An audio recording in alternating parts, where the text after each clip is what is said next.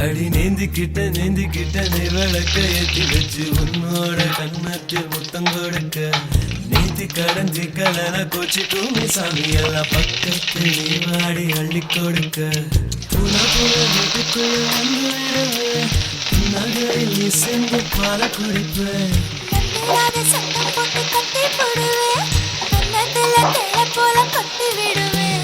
ரோசாப்பூ இடுப்புல வந்து போல சுத்தி வந்து தேனை எடுப்பேன்.